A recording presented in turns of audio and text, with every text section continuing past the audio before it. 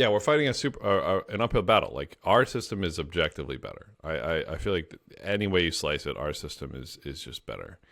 Credible neutrality is amazing. It is absolutely amazing. This is the first time in history that you can be born anywhere on the planet, and because you have access to the internet, you can, or even without access to the internet, you can achieve financial freedom because you have access to financial products that never in history could you have access to before. It is an amazing thing that we are doing. Maybe as just a bit of a context builder, can you run through everything that you're actively involved in? Oh God. I mean, we have some time. I don't know if we have that much time, but I just think, from the different security councils, the work you guys do at Cyfrin, and the content that you do, I don't want to do it for you, but I want people to really appreciate that apparently we have the same number of hours in a day, and yet you manage to do all these things. Well, I'm flattered. Thank you for the kindness there. To me, I actually feel like I'm just kind of part of one thing, and then I just do whatever I can to help that one thing, and that's like, how do we make crypto? How do we make smart contracts safer and better? And that's kind of it. So if I think of it like that, I'm like, oh, like I'm actually not that involved with that many things. I know, there's a lot of cracked people in this industry and that work on a lot of stuff. And, I want to do my part and work on a lot of stuff. I even feel bad saying some of the things that I'm involved in because like there are people who are so much more involved than me. But yeah, so I'm on, myself as an individual and then Cyfrin as an org. We're on a bunch of security councils. Those are mostly me, and then we have some of our security team helping with the backup there. And for a lot of these councils as well, like I'll make custom tooling for whatever we're doing, because that was kind of a terrifying, eye-opening thing for me. Was a lot of the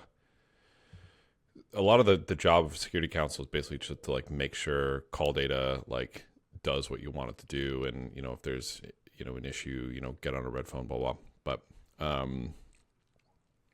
yeah, I mean, obviously we have, Cyfrin where we do security audits. We do Updraft where, I'm the lead educator. So I'm making a lot of the content there. The joke that I always make is, Updraft content isn't good because I'm so funny or I'm so charismatic or whatever. But it's because anytime, I do a tutorial on something, usually I will be unhappy with the tools, and I'll either like give feedback to products. I'll make pull requests. I'll make issues, but I feel like that's just kind of like being like a good developer citizen. Like if you're, if all the Fortune 500 companies that use open source products would like contribute to the open source products, like they would be so much better, right? So in our little crypto world, like I almost think of the open source sea of code that is out there is like kind of ours to protect and ours to make sure it's good. I guess I'm kind of going off on tangents here. I guess more recently, I've kind of been into hardware wallets, which has been a whole can of worms that I did not expect to go down. And like, like maybe 6 months ago, I made a video basically saying all hardware wallets are shit. And, I have like 15 lying on my desk right now and like 5 or 6 more that I need to test. I'm involved like with different hardware wallets and testing wallets, and, I write code. I'm building some stealth projects right now myself. But yeah, I mean, at the end of the day, I feel like it's all just one thing. It's all, how do we make this industry safer and better? And that's why Cyfrin was created, right? And so I'm lucky that I have a team of stellar folks around me who are able to, who have the same mission, who want to do the same things, and I'm able to rely on them to be more effective, right? Like if I didn't have my team, I wouldn't be able to be as effective, because before I was doing this, I was at Chainlink Labs for a few years. And, same thing, like I'm trying to, I was trying to make the industry better, especially for, at the time, Chainlink. But now I feel like I can do things, I have more leverage to do things. I can do, if there's a problem, I could even, I could take a resource from the team. I say, hey, like, let's go solve this. Like we did that with Safe Hash. We made some tooling to make it easier to verify, safe wallet transactions. And I guess I'm ranting now, but there's a lot of cool stuff in this industry. I should have stopped talking 10 minutes ago, but there we go. Okay, so, well, first of all, can completely attest to how amazing your team is. I definitely want to talk about that in a bit, but maybe let's start with the hardware wallet quest.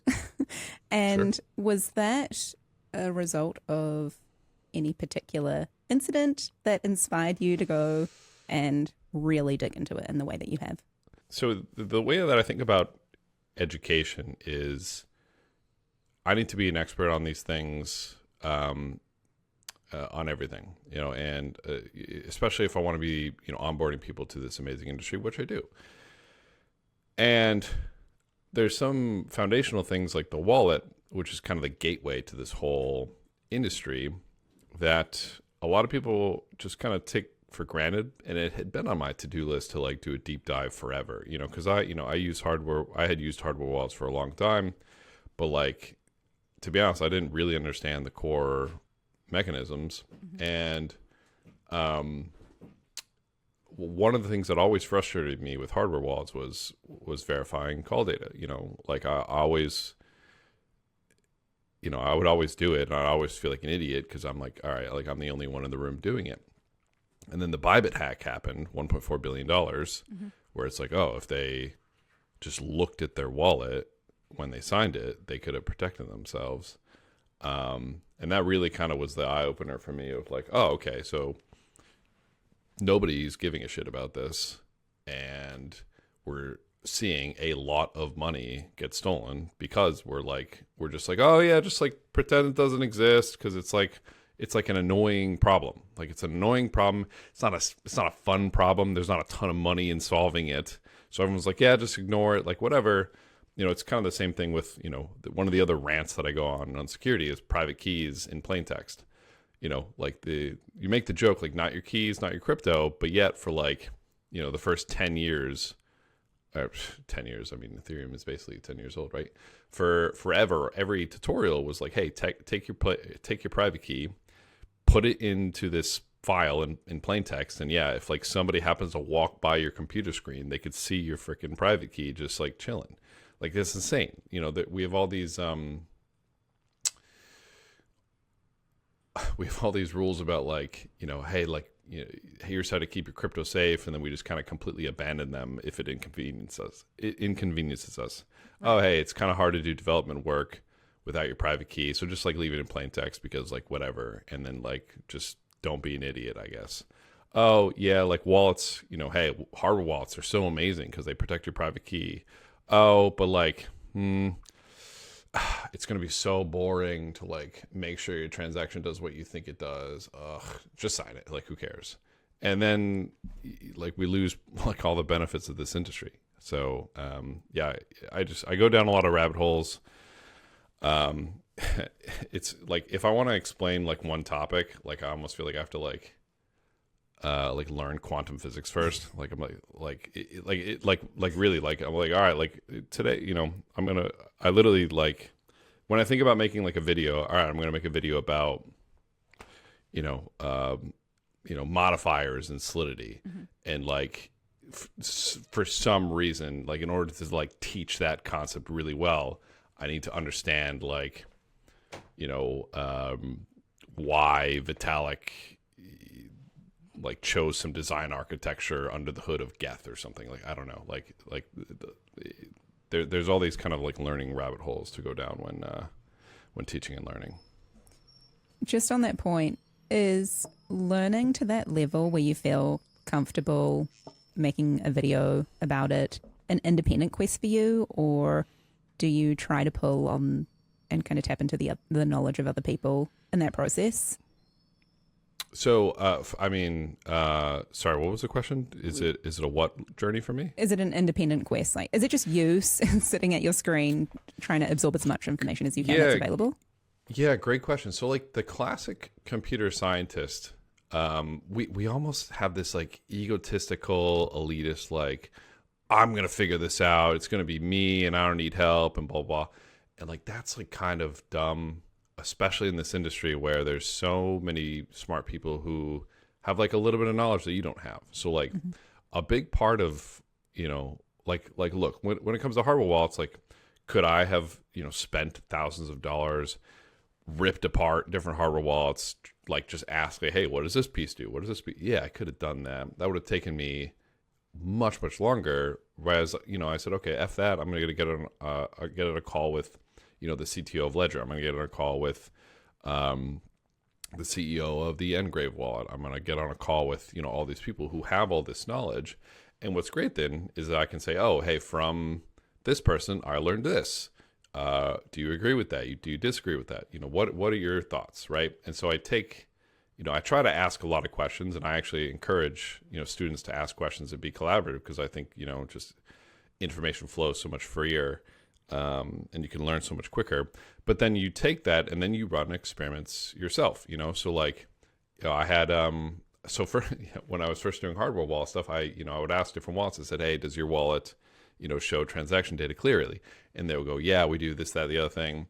And then I'll go, okay, great. So I'm expecting that when I buy this wallet, I'm going to see the call data. And then when I would go try it myself and I would not see the call data, I would respond and I would say, hey, you're either full of shit and trying to pull a fast one on me, or you actually don't know what this means, and that's also scary. So it's asking a lot of questions, doing a ton of research yourself. Like I am, in front of my screen, like I have live streams of me like, building smart contracts in assembly. Like I go ask questions, I go learn things, But then I do need to still spend the time and independently test them myself. Yeah. So I think that thinking about hardware wallets and all of the testing that you've done now and over the last couple of months, is there, from a user perspective, an ideal kind of minimum viable hardware wallet feature set? Well, I didn't actually think we were going to go in hardware wallets. I almost full of No, I don't know. How much time do we have? Yeah, only a few minutes in, Patrick. We've got time. Yeah. Okay. Fair. Also, I just feel, listen. I feel like you know this. I agree. I feel like hardware wallets are also. Well, I know you agree because you're. Yeah, I know you agree. Critically important. Yes. But I also think that it's important to communicate the differences, in particular, between what that ideal hardware wallet feature set looks like and what the current browser wallet feature set looks like, because actually I think that a lot of what hardware wallets are striving for, and say legibility and accessibility for the majority of users, is a lot of those features are represented in a bunch of browser wallets at the moment, but then hardware wallets add this element of safety that with keys not being in the browser. So I don't know, I'm all for just more education and conversation around what those features look like. And I think at the end of the day as well, the range of hardware wallets in terms of the cost, the size, the feature set and things like that is really broad now in the space. I mean, you just looking at your desk can probably see that whole range. But ultimately, when push comes to shove, if most people can't click through a transaction and understand it in a meaningful way, it almost feels like none of that matters. Nothing matters. Yeah. Like, so one of the guys from Seal, Pascal, he's pretty loud on Twitter. He makes a point of like, hey, and I don't know if he still stands by this, but he made a point once of like, hey, like you shouldn't even send transactions in Ethereum with call data because you're gonna fuck it up. he's like, yeah, like doing simple sends are totally cool because those are really much easier to validate. I disagree. I think the whole purpose of like like smart contracts is well, not the whole purpose, but a big purpose is DeFi and sending like interesting transactions with call data. But yeah, right now, like most people have no idea what they're signing. And so my stance is, unfortunately, like if you're not a developer, like you probably shouldn't do DeFi because you're one domain takeover away from losing all of your money. Like that's the reality of it. You know, websites are easy to hack, and so you're trusting that whatever call data, whatever transaction the website tells your browser to do, you're just going to do it. Like that's crazy. But so to answer your question of like, hey, is there a minimum subset? So there's a website working on this wallet page, working on like a subset of like what is like good. There's I have my criteria for what I think is good. Nobody gets like a double thumbs up from me. Everyone gets like a okay, fine, that's good enough. Or not everybody. There's a number of wallets that get like a okay, that's good enough. Yeah, nobody gets a double thumbs up. But yeah, one of the biggest things for me is transaction intent clarity, where yeah, like how can I know what my transaction is going to do? You know, like I made a long video about this, showing like a simple Uniswap swap. The call data is insane. I was going to say saying simple and Uniswap in the same sentence is kind of funny. But right, but it's like, all right, I want to swap, ETH for USDC or something like that, right? Go cool. Like that's conceptually that is a simple thing. I want to, swap ETH for USDC. But you send that transaction to your wallet, it's like 6 pages of, or probably not 6 pages, but it's like pages and pages of like hexadecimal characters where like if one character is the wrong character, oh shit, like you lose your money, you get screwed, you get a bad deal, etc. Right? So yeah, it's very frustrating. I guess to name some specific products, some wallets that do a really good job of like decoding that are going to be the Grid Plus, Lattice One. They're probably the best in terms of decoding call data. Keystone has made a lot of improvements. The wallet was like broken for a while, and I made a video saying it was broken and that they didn't work, and then they fixed it, which was great. Keystone does a good job. That's kind of it. But even those at the same time, if you have a complicated enough transaction, it's like still like bad. Like so. If you have like a nested transaction, if that makes sense. So like the Lattice One, for example, like if I were to swap, or if I were to transfer an ERC20 token, the Engrave, or excuse me, not the Engrave, the Grid Plus would say, okay, yeah, you're sending a transfer. But if I were to transfer an ERC20 out of a safe wallet, it would be like, I don't know what the hell you're doing, because it's like a level of one extra level of extraction. But anyways, the other big thing for me is for wallets is okay, like where is the cryptography done? Do you have a secure enclave?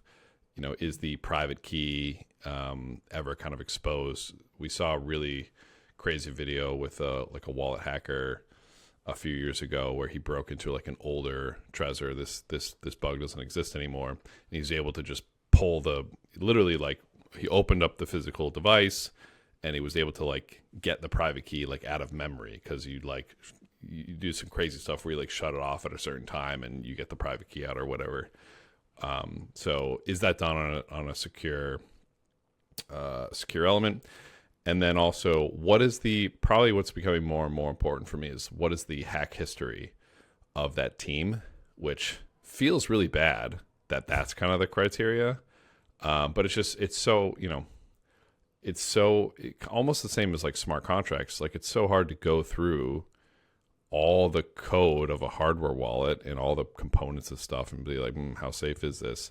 At some point you do have to kind of rely on the security experts and their history. So yeah, with hardware wallets, it's like, what's the track record of the team? with smart contracts, it's kind of similar. Like we see, Vitalik just put his post out about low risk DeFi, talking about like Aave, and the only reason Aave is considered low risk DeFi is because they've had years of a fantastic track record, and so it's kind of the same thing with hardware wallets now, in my opinion. So like Ledger's call data visibility royally pisses me off for a whole bunch of reasons, and I told Charles on a call we had as such.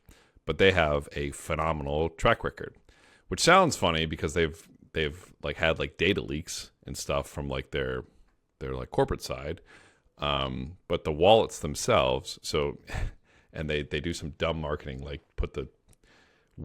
they tell people they have a product where you can like wear your hardware wallet around your neck, and that's the dumbest. I feel like it's almost like it's almost like a Starbucks style like marketing, where it's like, Starbucks, they would like write your name, like intentionally spell it wrong on your cups so that people would take photos of it and post it on Instagram. I'm like, that's got to be the same thing where people can be like, wow, Ledger's doing this super stupid thing so that people talk about it. I don't know. But in any case, stop. Wait, Patrick, I don't want you to offend like half the Ledger users who thought it was a great idea. But I feel like what's particularly funny about that. well, hold on. If you think it's a good idea, we should have a conversation. No. You should not. Hold on. You should not be wearing your wallet around your neck. But hold on. But just to finish my point there, because I do want to say, like, I'm saying, despite all of that, the wallet itself has a phenomenal track record. Like, hacking the wallet has always been like one of the hardest wallets to crack. So that, to me, that is incredibly compelling for them as a wallet.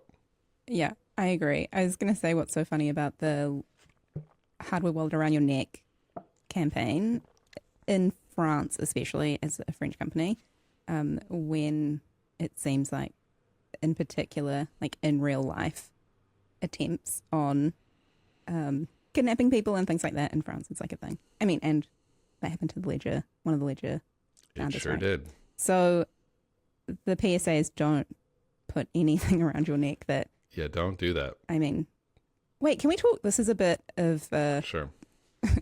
a random thing to bring up now, but I was just thinking about this. Okay, so we just had ETHCC in Cannes a couple of months ago, and at conferences, which are a common crypto kind of part of the life cycle, and there's lots of merch, and often you'll see whether people get merch at a conference or they are representing the company that they have there. They're walking around the city, wherever it may be in the world, kitted out in their crypto identifying clothing. I saw a lot of people with lanyards outside of the event. Yep. What is your take on this? I feel like I know, but how do you communicate effectively, maybe this extension of digital security, but in real life security? What do you think about that? So, I mean, I feel like you're already going to know my answer here.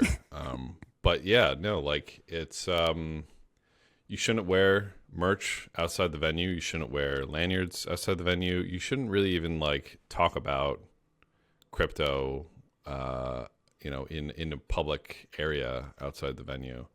There's been stories of like, like people in an Uber talking about like, how much crypto they have like on their phone and stuff. And the Uber driver goes, oh, okay.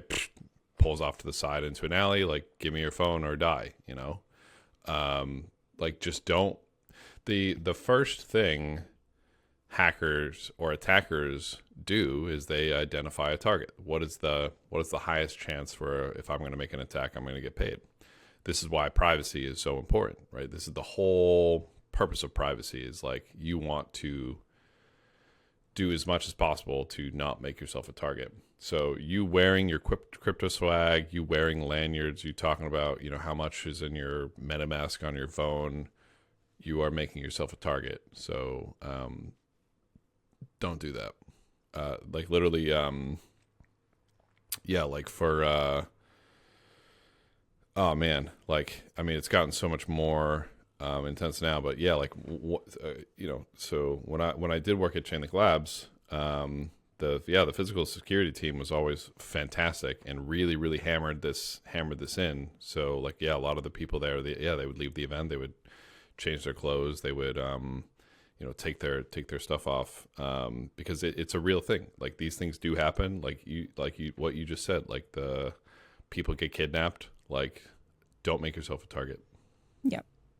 Okay, so thinking about that, just I guess all of these words have made me think of the typical kind of threat models that hardware wallets have to protect against. So there are some obvious ones. I think the harder ones to solve relate to kind of supply chain and logistics.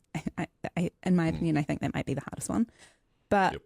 just in terms of people wrapping their heads around kind of the $5 wrench attack, the evil maid, and maybe the third one for me that I always think about is just human error. Mm-hmm. How do you rank those when people, just an everyday user, maybe also a developer, is thinking about their experience on chain? Of those three, so evil maid, What's the can we go through them for the oh yeah, for sure, people listening? okay, so $5 wrench tech is just that your hardware wallet is only as good as someone who can just buy a wrench from a hardware store and come up and attack you physically in the street because they saw you walk out of a conference venue. And at that point,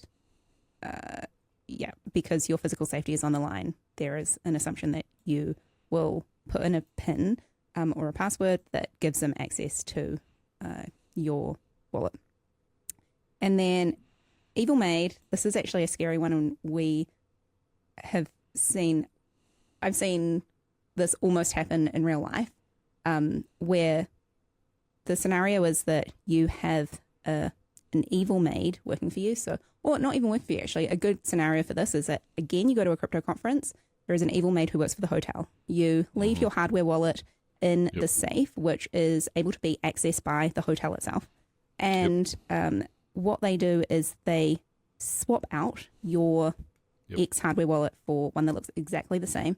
You then come back to the hotel room, plug in your device, put in your PIN. It sends the PIN to someone nearby who is able to, with your real ledger, I say ledger because I've got a ledger, with your real device, put in the PIN, and then you don't even know. I think the scariest thing about evil maid is you don't know that you've been compromised. And I think it's really kind of crazy from a firmware and a software perspective, firmware and a hardware perspective, what people can do. That one's also really scary. So both of those are really scary, but I feel like the more common one is just human error, which is just that you forget, you don't store, your mnemonic in a safe place. It's not, I don't know, whatever it is, just like really basic human error. What's the question? Which one do I rank as the worst, or what's? I guess the question is, which one do you think with a hardware wallet people should prioritize solving for? Prioritize solving for. I mean, I guess it depends on your threat model. It depends on what you're doing. If you're traveling a lot, if you go to a lot of venues and you need to keep keys on you, probably the evil maid, to be honest, right? If you're a hermit and you never leave your house, the evil maid probably doesn't really apply to you as much, right? So it depends on your threat model. I mean, from what I've seen, the most hardware wallets just don't keep it on you, and I mean, nobody. How morbid do we want to get here? You know what? Never mind. For most people don't know what the hell they're signing. If you use DeFi at all, like you're one signature away from doing something stupid, and I guess I would solve for that first. But these are all problems you should solve for, or not solve. Because security is really about reducing surface area to be attacked. But like if you're like, oh, Patrick told me to solve for human error, so I'm gonna leave my hardware wallet on my desk at the hotel. Like, okay, like that's not what I'm saying. Yeah, it depends on your threat model, but I think most people today just kind of willy nilly sign whatever, um, and that's an issue because yeah, we've seen it. You know, we've seen it 100 times. We'll see it 100 more times. Wait, We've stop. Do you not think it'll get better? The number of these incidents will diminish over time, or do you think it will continue at the rate, irrespective of how the tools progress, just because the attackers are getting smarter as well? the Our hardware wallets need to be better, in my opinion. They just full stop. Like the the process of verifying call data is annoying, and most people aren't going to do it. Um, I tried to make like a little MetaMask plugin that helps. It's called the Y Signer Snap. You should download it, by the way. But even that, it's like it's this extra step, and it's not even foolproof, right? Like you're basically asking ChatGPT, "Hey, like, is this transaction okay?" Like that's like what? But I was like, I just need something because people aren't doing anything. They're just like, "Yep, looks good." But yeah, I think wallets need to get better. There's a ton of ideas on how to do it better. But the other thing is like with like we sign sign these terms and conditions, and same thing. Nobody reads it, which is like kind of okay because some of them like aren't actually even legally enforceable. But in the smart contract world, what you sign is enforced. So yeah, I mean, hopefully it gets better. But yeah, right now, like with AI, it's so easy to spin up malware. It's so easy to like, yeah, spin up a transaction that's evil. Um, I expect to see like a lot more hacks where people lose a ton of money. So, and I get DMs now too of like people saying like, "Oh my God, I signed this thing," and I'm like, I don't know what to tell you, and it's everything from like large organizations to individuals whose like life savings is in crypto, and like it hurts. It hurts. Yeah. So one of the things that I think is helping make it better is the tooling, like you said, like the snap you created, and all of the different. I feel like our crypto Twitter feed is kind of every few days someone amazing is tweeting about an open source tool that they've created to help make the process better. I wonder if we could talk just a little bit about that sort of culture here, because I think it is something good that comes out of the space, and it is, I don't know, just like a source of optimism for me is that you are a case in point of this, which is that you just build and ship. It's all open source. Why is this important? We are fighting a very uphill battle. We're basically like, yeah, like finance, like the banking, the way that the world kind of works. Yeah, fuck that. Like like try this new shit. Yeah, we're fighting an uphill battle. Like our system is objectively better. I feel like any way you slice it, our system is just better. Credible neutrality is amazing. It is absolutely amazing. This is the first time in history that you can be born anywhere on the planet, and because you have access to the internet, you can, or even without access to the internet, you can achieve financial freedom because you have access to financial products that never in history could you have access to before. It is an amazing thing that we are doing. But in order for this to come to life, we have to usurp the incumbent, and the incumbent does not wish to be usurped. So yeah, if we want to get there, we need every advantage we can get. And, working together, building open source is one of those advantages we need to use. Yeah. And I wonder in particular, are there any, maybe that are security focused, any particular kind of pieces of open source software that, I mean, we already mentioned Pascal, but he's shipped a bunch of things. But I don't know, are there just some examples where even you, Patrick, think, wow, I'm so grateful that exists? Oh, what do you mean? Yeah, absolutely. There's okay, a ton of things. Top of the list, top of the list. The software that I make, like the tools that I make, there are people who make my stuff look like kiddie toys, like silly nothing burgers. Yeah, I mean, like just like Geth, is open source. Like I'm only able to do what I do because there's all these people who've been doing this longer than me, who are smarter than me, making open source software. There's like like Solidity is an open source piece of software. Viper's open source, Geth's open source. There's I make tools for tools that other people have made. You know what I mean? Like, yeah. There's you said you, even Patrick. I mean, yeah. I pale. I'm not even. I pale in comparison. Like, the way I think about my job and Cyfrin's job is we have these amazing tools. Like Solidity. Solidity is an amazing tool.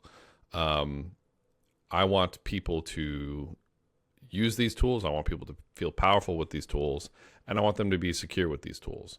So I think of like, Cyfrin, we're going to do whatever we can to, make you safer with these tools, so that you can, engage in this amazing, revolution that we're building.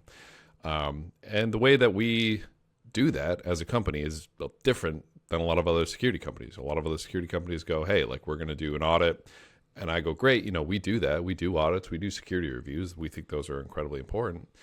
But we think that they scale like shit. They don't scale very well. So we said, okay, we're also going to educate. We're going to create a ton of content. Is that harder to monetize? Yeah. Is the ROI as clear as like an audit? No.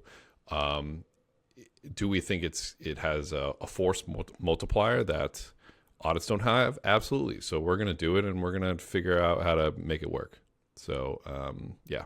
So you mentioned, I guess, the model that Cyfrin has in particular is so novel with Updraft, which is such an incredible resource. I think that, I hope that users as well as developers spend some time on Updraft, because I don't think there is a scenario where you kind of engage in that content and don't like meaningfully learn something and come away with an education that has flow-on effects into how you interact in the space, which I think is pretty amazing, because there's lots of content out there, but I really think that Updraft is one of the most positive sum contributions. Thank you. So the business model is not as straightforward, and even on an extreme kind of scenario, you're potentially, training up your competitors. But it's actually happened. We've been on bidding wars with Updraft graduates, and we've lost. And then my head of sales like literally will DM me and be like, "You son of a bitch." And I'm like, I'm swearing a lot on this podcast, by the way. No, that's so good. Can you maybe talk a little bit about how you think of, I guess, the importance of collaboration and positive sum output in the space, and why, at the end of the day, the sales team will get over that fact, because ultimately, it's a good thing that there are more security researchers, that there are more people, participating in bug bounties and all of that stuff.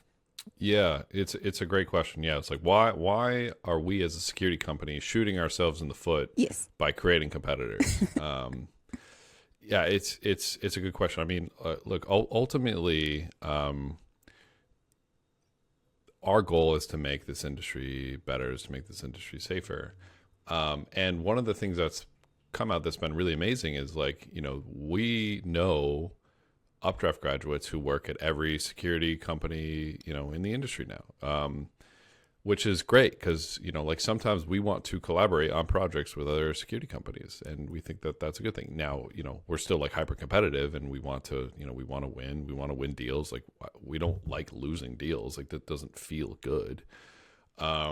but it does feel good to be able to collaborate with them and know we have a shared vocabulary because, there's at least, some foundational knowledge that we all know and we all take for granted.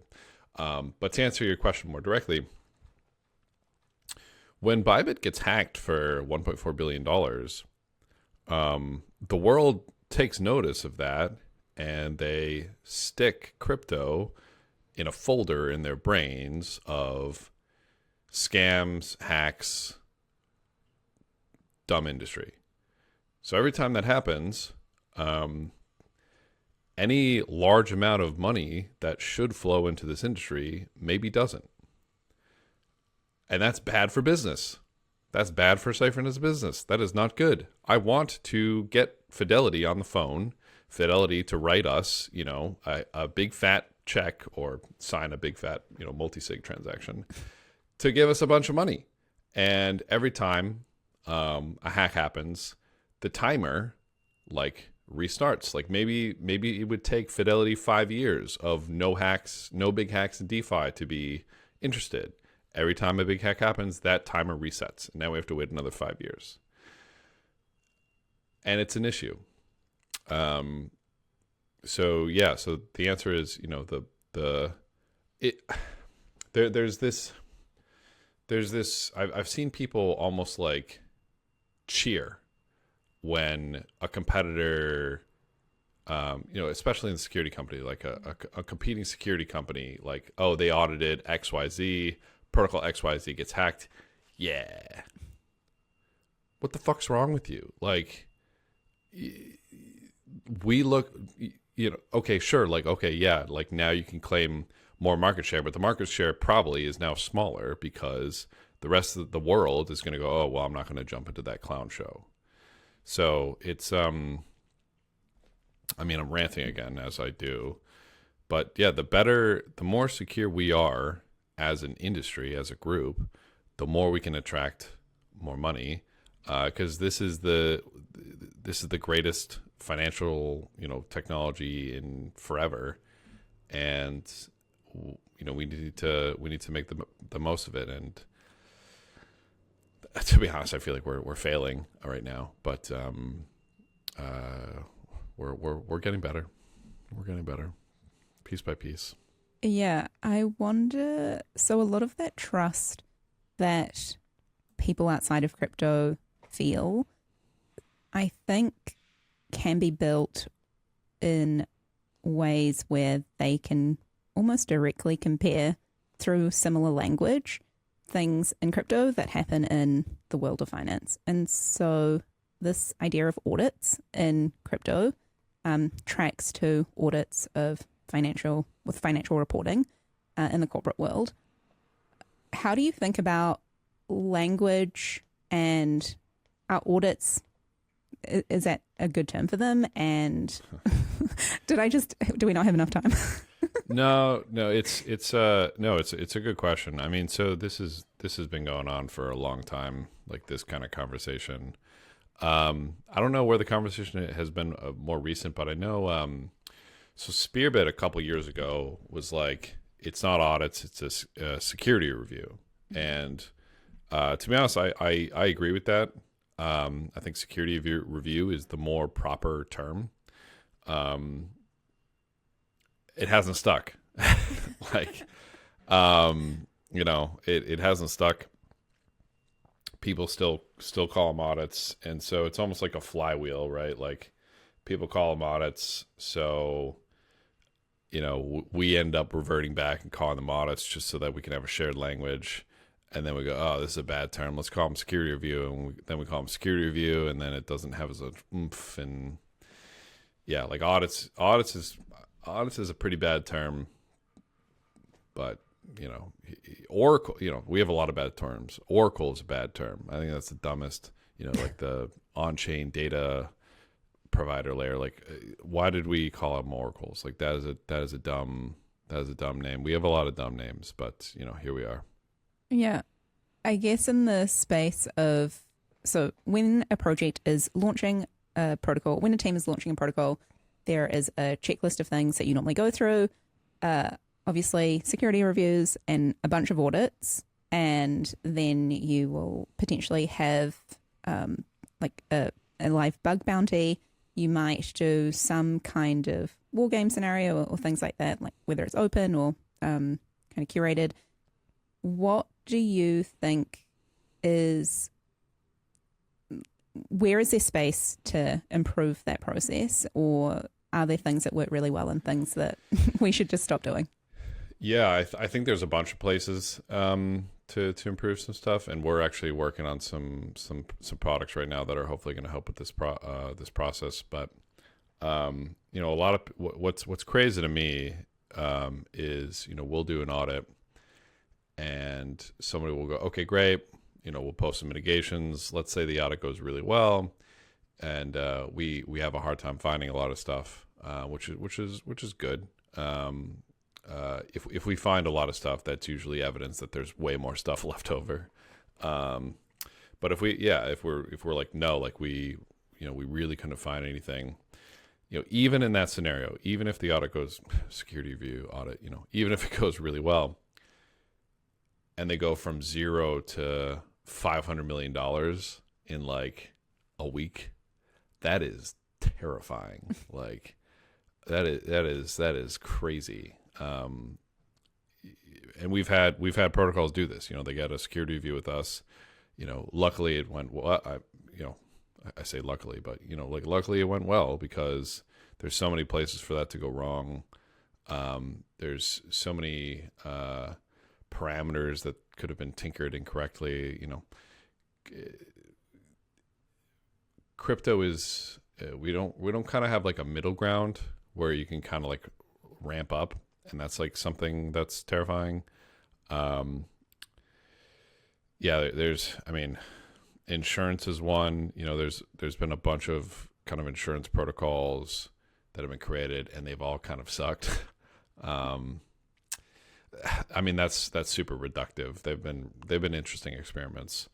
But yeah, when a protocol launches, you know, it's very difficult to do like a permissionless, you know, insurance product that is like really good. You can have some pretty simple insurance agreements, but that's something I think there could be a lot of improvements on. You know, better monitoring and kind of post deployment practices are not very good, and we don't have a lot of training on them. It's been on my to-do list forever, and I just haven't found time. You know, disaster recovery is something we as an industry don't really do, but it's like like every other industry in the world does them like regularly as like a must do. Wait, so what is disaster recovery in this context? Yeah. So yeah, good question. So it's something that actually for our security councils, it's something that we've talked about a couple of times, and I always bring it up on security councils. But when a disaster happens, how do you recover? Like that's it. And so like literally, like, you know, so I used to work at a hedge fund, and like twice a year, what we would do is, okay, what happens if all of our servers shut down? Like, what do we do? How do we recover? And this is where it's like, oh, okay, well, we have our data hosted redundantly, you know, we'll pull it down from, you know, where it's hosted and spin it up and blah, blah, blah, blah. What's that process look like? But unless you practice it, doing it when it really matters, can go wrong. You can, like, you know, like, it sounds silly, but like you could like accidentally delete the data. I mean, this has happened where, you know, people didn't practice their disaster recovery, or you know, when hacks happen, if you're not used to like that pressure scenario, mm-hmm. you will make mistakes. It's incredibly it's terrifying to like try to be in the middle of a rescue, not having that experience before, and not used to the pressure. You will slip up. You will make mistakes. I mean, the Viper hack that happened, was it almost 2 years ago now? There was a bunch of really talented security researchers working on that, but they had never been in a scenario where like they were on the clock. They hadn't practiced like, oh, you know, what do we do if there's an active attack happening? And they made some really dumb mistakes. You know, they sent transactions over the public to the public mempool. And so like, the hackers saw that and they went, oh, lol, I'm just going to front run this easy. And so like their rescue attempts ended up being like, basically saying, oh, here's the exploit. If you copy our transaction, you'll make $15 million. And that's what happened. Right. So yeah, we don't do a lot of kind of practicing, doing disaster recovery, practicing these exploit scenarios and training for, what to do in those scenarios. Part of the reason too, I think, is because a lot of teams just go, oh, okay, well, if we get hacked, it's, we're screwed anyway. So like, who cares? Which isn't great, which is definitely a bad way to approach it. But yeah, that's something that we can and really should do. There's a whole laundry list of stuff that we could do better. Those are kind of the first three that come to my head. Yeah. For context for developers who are just kind of maybe new to security or even more experienced security researchers, when you think about the number of war rooms that you've been in, for example, in the last year or two, is it a surprising number? So for me, no, because I've been in a lot less than somebody like, Pascal or SEAL 911, right? Like he's in a war room like every day, basically, right? Like, so to maybe a more interesting question is like, is that interesting? It's like, well, or is that surprising? It's like, well, knowing what I know, like not really, because I know yeah, like I post, I have all this, if you don't, if you don't watch my videos, you're going to get hacked. No, cause I know, like, like I'll even post something and I kid you not, like I'll have people respond and they'll go, oh, like, I'm not an idiot. Like you don't even have to post this. Like only idiots would fall for that. And like, those are always the people who fall for that because it's just, like it's tough. Okay. I don't know how much time we have left. Do we have a minute left? We have a minute left. I can go a couple extra minutes if you want, though. Okay. Just thinking about that person, maybe in contrast to a lot of really impactful, in particular, Ethereum developers that I have come across, there is this level of kind of humility and humbleness and that seems to always kind of permeate through how they carry themselves and also how they treat others. I wonder what you could say about the traits of developers or maybe security researchers in particular that, I don't know if you've seen this like in the hiring process or just in people that you work with, but are there some really standout traits where you think, wow, I want to be shoulder to shoulder with that person. I'm glad that we're in this together. I think, yeah, I mean, there's a bunch of traits. I mean, I love working with people who like shipping, powerful tools. Like I love working with people who like to do that. Usually what I'll see is like, they're really, really curious about how stuff works, and like how to dissect stuff. And, they really want to understand like, oh, like, this DeFi protocol does XYZ and like, I don't get it. I'm going to figure out. And then that too, like they're not afraid to like ask questions, and like, dig into something. Like they're definitely less, like a lot of really talented people still have like an ego, like they still want to be like, oh, like I'm awesome. And they want to prove that they're really smart and stuff. And I actually think a little ego is actually a good thing, like a little ego will kind of like, if it's, like I'm tired, I kind of want to go to bed, but like I would be so much cooler if I push through and I solve that thing. Like a little ego is good. A lot of ego is when it's an issue. Yeah, but like, yeah, really curious, want to build really good, really cool things. I think humility is definitely a trait, but I've also worked with, with really good people who are like, I'm the best, like everyone else sucks. And, that can be okay too, like as long as it's like constructive, yeah, like I said, like a little ego can be helpful. So But yeah, just curiosity is a big one. Yeah. I feel like for a lot of people, it is that level of curiosity that led them into the space in the first place. And so just kind of doubling down on that direction is maybe the way to go.